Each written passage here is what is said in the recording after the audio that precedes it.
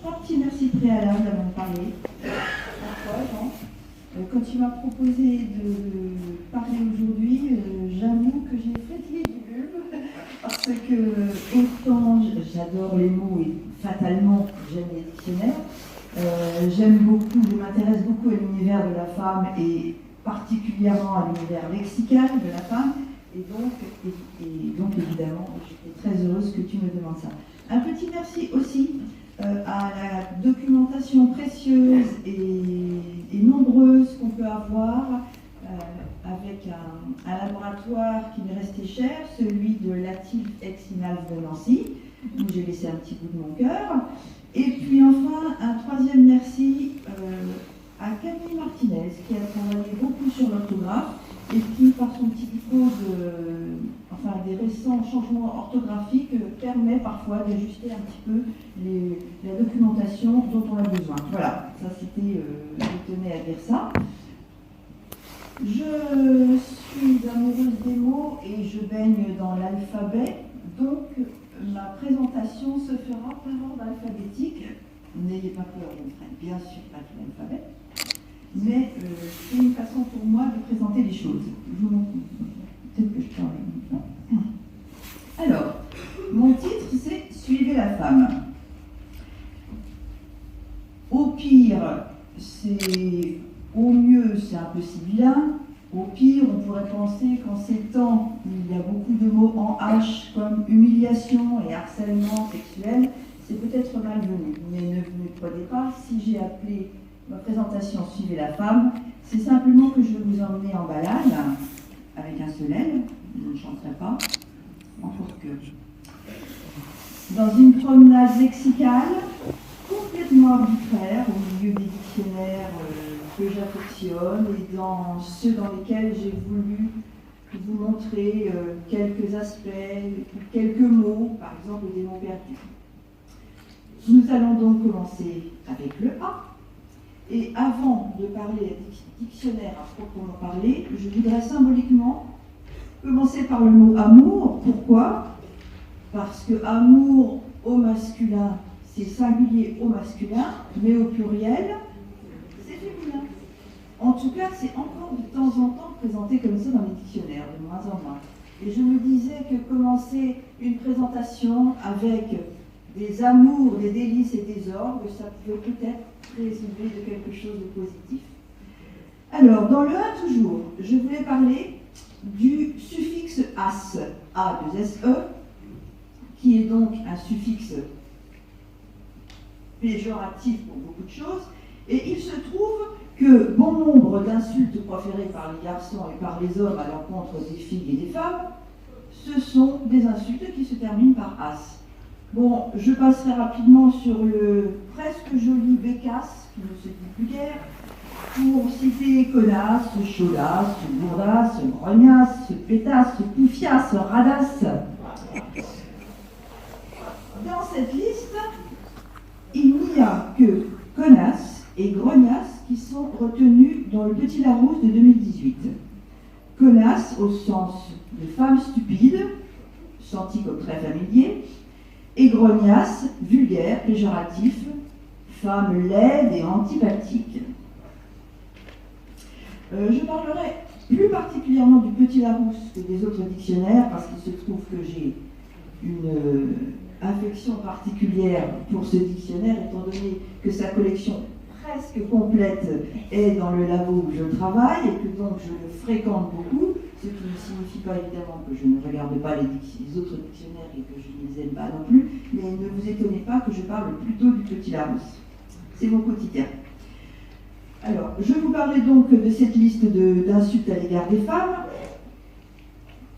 et le fait qu'il n'y en ait que 2 dans le Petit Larousse de cette année pose déjà le problème de ce qu'on garde ou de ce qu'on ne garde pas dans un dictionnaire, et quelle liste on garde dans tel ou tel niveau de langue. Mais bon, là, je ne vous apprends rien, vous savez bien que faire un dictionnaire, si vous ne le savez pas, je vous l'apprends, c'est quelque chose d'extrêmement complexe.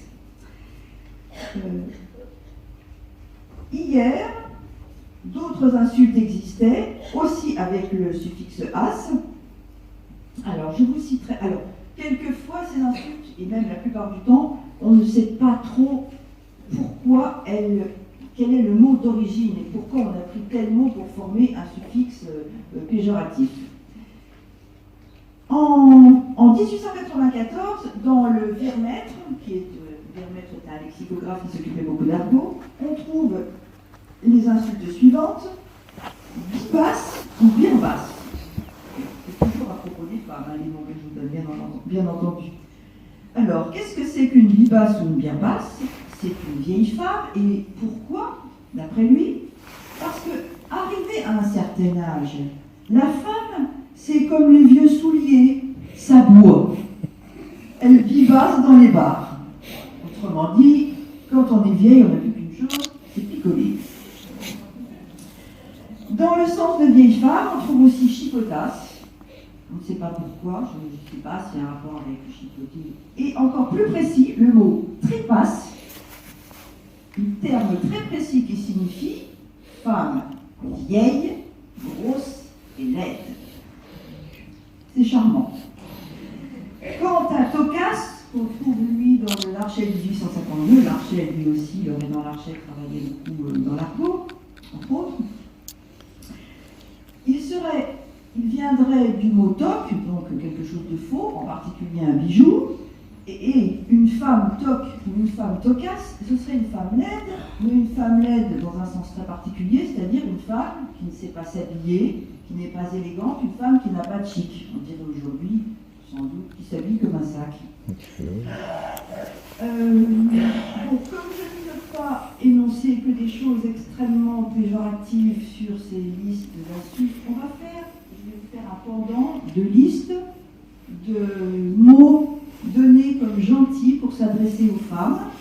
Alors ces mots sont tirés eux aussi des dictionnaires anciens, mais vous verrez que sans doute vous vous reconnaîtrez dans certains mots que vous donnez à vos conjoints, peut-être, j'espère, je ne sais pas. Alors je vous les lis.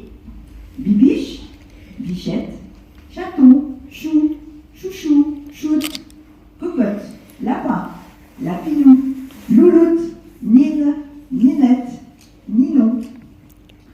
Il y a aussi poupoule.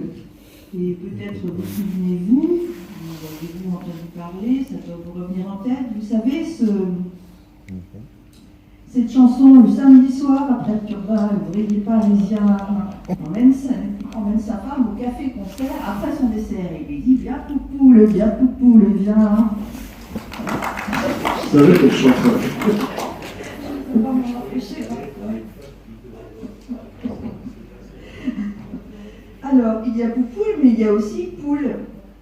Et poule, aujourd'hui, dans le Petit Larousse de 2018, à part le centre de Gallinacé que tout le monde, bien sûr, à qui tout le monde, bien sûr, pense en premier, c'est, premièrement, familier, terme d'affection adressé à une femme ou à une petite fille. Deuxièmement, familier, épouse, maîtresse. Troisièmement, familier, vieilli, femme de mœurs légères. Donc, je vous laisse décider en fonction des textes plus ou moins anciens que vous trouverez, quel est ce sens d'aujourd'hui qu'on trouve aussi hier. Mais je vous assure que ce sera la dernière fois. Je vais vous chanter encore. Et sans doute vous souvenez-vous de la chanson de Maurice Chevalier qui disait « Ah, si vous connaissiez ma poule », qui dans sa bouche a peut-être une connotation plus, disons, moins sentimentale que celle que reprend ensuite Claude Nougaro pour chanter la même chanson et que je vous conseille d'ailleurs. On passe au B, si vous permettez. Alors, pour le B, je souhaitais mettre en regard deux dictionnaires anciens de la première partie du XXe siècle et pour voir la différence avec ce qu'on utilise aujourd'hui comme mot. Il s'agit de deux dictionnaires, le Bailly 1946 et le Bénam 1956, qui sont des dictionnaires de synonymes. De synonymes, on sait tous que les vrais synonymes, ça n'existait pas vraiment, ça n'existait pas tout court, et que même un mot similaire, un mot qui représente un oiseau, quel des tourneaux dans une partie de la France et quelqu'un qui dit un sansonnet dans une autre partie de la France, même si c'est le même oiseau, la musique qu'on entend, je ne parle pas de celle de l'oiseau, je parle de celle qu'on a dans l'oreille, la musique qu'on entend fait qu'on a la sensation, enfin je ne sais pas si c'est comme ça pour vous, on a la sensation qu'il ne s'agit pas de la même chose. Mais bon, c'est une sensation tout à fait personnelle. Bon, j'en reviens à Bailly et Bénac, qui donnent donc des listes de mots pour qualifier la femme, et qui se proposent de donner les différents sens en fonction de ces mots. Alors il y a par exemple cotillon, mot aujourd'hui qui n'existe plus et qu'on ne trouve dans aucun Petit Larousse, mais qui devait se dire dans le langage populaire et qu'on retrouve plus ou moins quand même dans une expression qu'on n'utilise plus trop non plus, c'est le coureur de jupons. Un cotillon et un jupon, c'est la métonymie, c'était la métonymie de la femme. Maintenant, je voudrais vous mettre à contribution, si vous voulez bien, et je voudrais savoir qui dans le public, quelle que soit la fréquence d'utilisation du mot et quel que soit son sens, et là je vais remettre mes lunettes parce que je vais vous faire lever le doigt et je vais rien voir sinon. Lesquels d'entre vous ont utilisé ou utilisent encore le mot donzelle? Vous voulez bien lever la main? Donzelle, mais dans quelque sens que ce soit, et même sur le mot ironique. Ah oui. Ah, ça pose considérablement les statistiques, mais c'est pas grave, je pensais que c'était beaucoup plus entaillé que ça. Et donc, le mot. Alors, justement, ça dit beaucoup de choses parce qu'il est dans le Petit Larousse de 2018. Je ne savais pas que c'était aussi un poisson, mais je pensais à la poissonne. Alors donc, la donzelle, en 2018, c'est familier, péjoratif, et c'est une jeune fille prétentieuse. Bon, il est bien entendu que tout dépend toujours du contexte quand on utilise un mot. Bailly et Bénac en parlent tous les deux en termes péjoratifs, tout en précisant tous les deux que autrefois, c'était une femme de grande distinction. Alors autrefois, je ne sais pas à quand il faut remonter, étant donné que même Littré en 1872 dit déjà que femme de grande distinction pour donzelle, c'est un sens caduc qui n'existe plus. Je ne sais pas quand c'était pas péjoratif. Personnellement, ça n'est pas complètement pour moi, ce serait plutôt ironique, mais bon, là encore, c'est un sentiment linguistique personnel. Je continue avec la liste de mots définissant les femmes. Et donc, je voulais vous signaler aussi, enfin, vous savez bien qu'un dictionnaire, c'est le reflet d'une époque, et donc, dans le Bénac de 1956, il est fait état de 3 mots, la grisette, la lorette et la mimi. Pourquoi? Bien sûr, parce que ça correspond à un état social et un état professionnel de cette époque-là, et c'était des mots en schématisant et en généralisant, disons que c'était surtout des ouvrières qui travaillaient dans le domaine du tissu, de la couture, qui étaient très pauvres et qui parfois investissaient leur fin de mois en vendant leur charme. Je vous dis, c'est un petit peu schématisé. Et dans ces 3 noms, il y a Lorette qui vient du lieu Notre-Dame de Lorette, puisque c'était un lieu très vétuste où c'était un quartier de pauvres et aussi de prostituées. Et bien ces mots qui n'existent plus aujourd'hui, qu'on n'entend plus que comme anciens mots, il y en a 2 qui sont dans le Petit Larousse de 2018 aussi. Là encore, ça pose la question de qu'est-ce qu'on met dans les dictionnaires. Et bon, évidemment, ils sont qualifiés d'anciens, bien sûr, mais ils sont présents. Je passe sur le mot gonzesse, parce que sinon, je vais faire 1h30 et que quand même, il ne faut pas exagérer. Je passe maintenant au E. Alors, juste une seconde, quelque chose d'un petit peu personnel. Personnel, je veux dire, dans le monde contemporain, je tenais à dire ça. Autant un E peut être admirable quand il est absent dans un roman comme La disparition de Bénac, autant, pour ma part, je souhaiterais que dans le dictionnaire, au mot viol, n'existe que le mot viol, V-I-O-L-E, avec un grand E, qui est un instrument de musique, qui écraserait l'autre, le mot viol, V-I-O-L, sans E, qui n'est qu'un instrument de douleur, de cri et de silence. Excusez-moi d'avoir plombé l'ambiance, je tenais à cet aparté. E comme English. Alors, l'idée de faire une entrée English m'est venue en entendant l'autre jour à la télé le mot snowboardeuse. Je me suis dit oui, snowboardeuse. D'accord. Et c'est même pas le fait que ce soit anglais qui a attiré mon attention, c'est le fait que c'était pas snowboarder. C'était pas snowboarder ER, c'était snowboardeuse. Et donc, je me suis dit qu'il fallait dire un mot de ces termes qui sont au départ anglais et qu'on traduit, qu'on transforme en français. Il y a eu, alors évidemment quand un mot est anglais, quand on dit qu'on est designer, je suis un designer, je suis une designer, ça pose pas de problème. Enfin, ça pose pas de problème. C'est épicène, ça s'écrit ER, donc que ce soit un ou une ne change pas grand-chose. À partir du moment où on veut franciser le mot, ça ouvre des perspectives différentes, et dans le plus et dans le moins. Je m'explique. Alors, déjà, il faut savoir que c'est après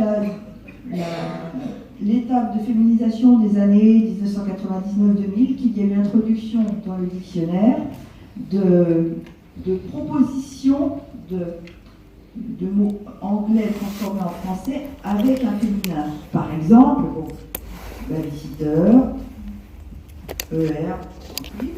Si on met ça alors on mettait babysitter, c'est d'ailleurs un mauvais exemple parce que c'est un de ceux qui n'a pas été traité de cette façon, mais ça fait rien, c'est pour l'exemple.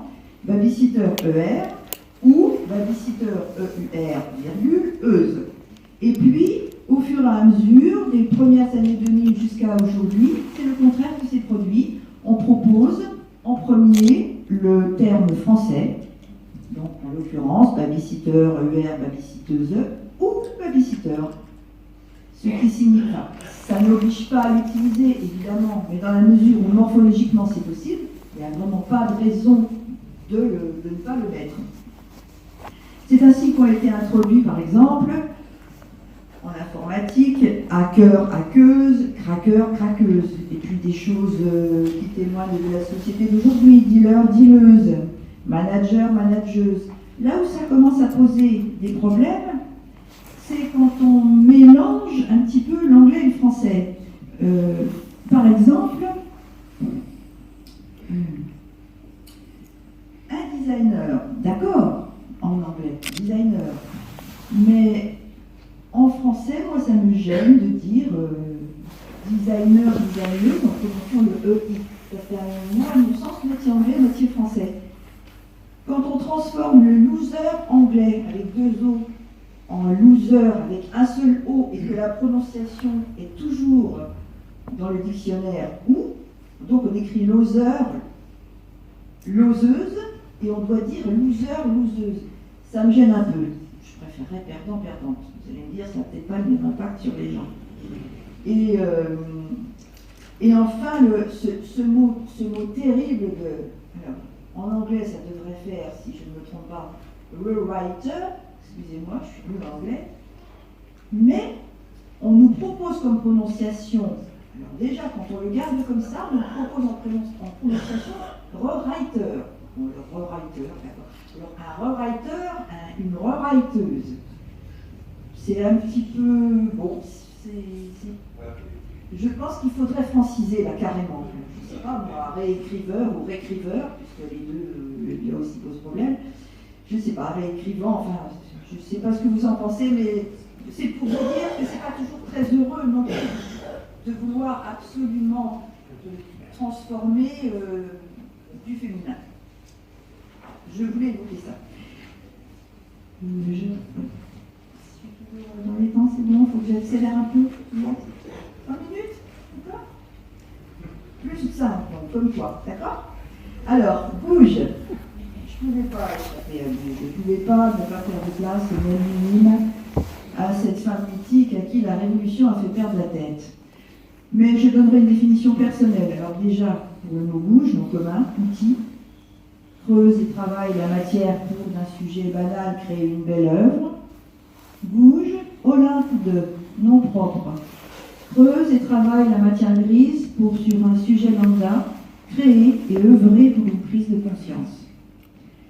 Je ne savais pas, en préparant cette présentation, que le mot bouge existait à part aussi pour qualifier une femme. Peut-être vous le savez-vous. Et on en trouve même des attestations à partir de 1445. Ça ne date pas d'hier. Et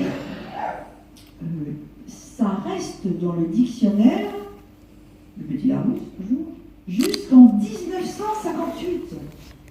Dans deux sens très précis et différents. Dans tout ce qui est au sud de la France, il s'agit de la servante, et tout ce qui est dans le nord, enfin, sud-nord, c'est pas très, on va dire demi-France sud et demi-France nord, en principe ce serait plutôt midi et le reste. Dans le reste de la France, en fait, c'est un mot péjoratif, ça ne donne même pas de sens, ça dit ailleurs il est pris en mauvaise part.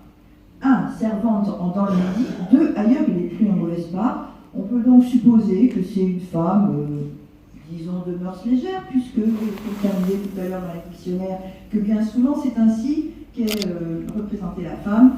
Entre-temps, ça aura été pris par Baudelaire en 61, Une irrésistible bouge, par Huysmans, et par Verlaine qui dit « Et pour finir, je dirais le baiser de ta lèvre rouge et ta douceur à me martyriser, mon ange, ma bouge. » Passe 5 minutes.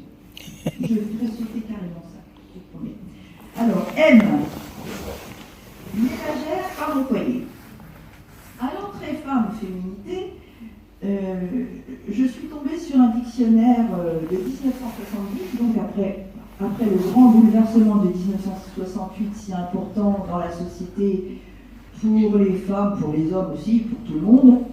Et je voudrais vous en lire quelques. Alors, il s'agit du dictionnaire de messieurs Bertrand, Lapie et Pell, en 1970 donc, et qui titre Dictionnaire d'information sexuelle. Alors, n'ayez pas peur, ne vous réjouissez pas, je n'ai pas l'intention de vous raconter des cochoncetés. Je lis les nouvelles charges que les femmes assument, les nouveaux types de relations qu'elles établissent dans et hors le couple peuvent amener sans aucun doute une perte ou un affaiblissement de ce qui fit leur originalité, leur richesse, leur attrait, dans la mesure où elles veulent se calquer sur les attitudes extérieures de l'homme et se substituer à lui dans ses responsabilités et sa manière de conduire les affaires.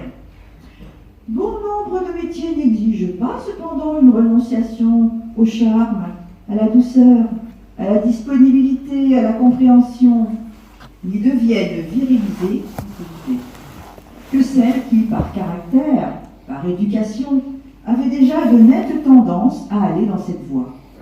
Elle doit pourtant rester chaleur, lumière, rayonnement, tendresse, quelles que soient ses occupations, c'est ainsi qu'elle sauvegardera sa féminité.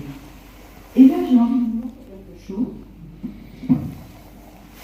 Mon PowerPoint à moi. Donc, la femme, ce serait ça la journée. Et ça le soir, avec le retour de l'homme. Super. Ce sont les images à parler que vous donnez dans les écoles.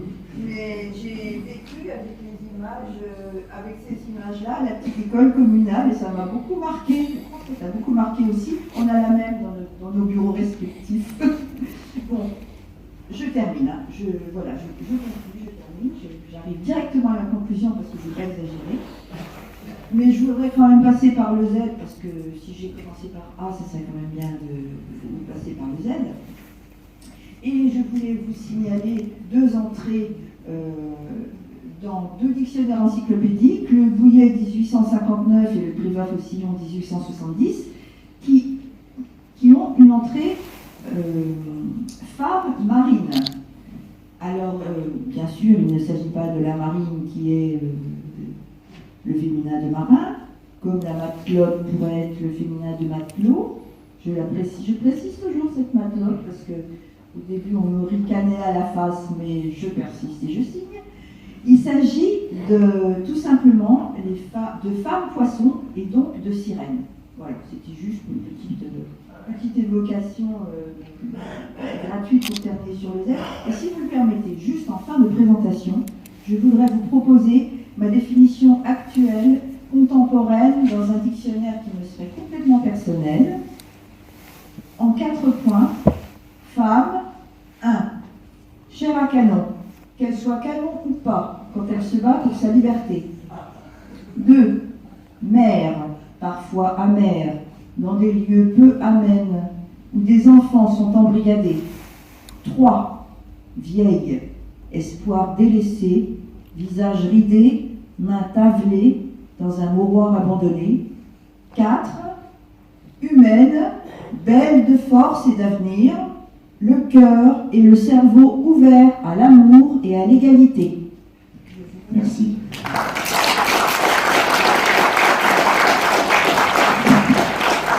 On posera peut-être des questions au café.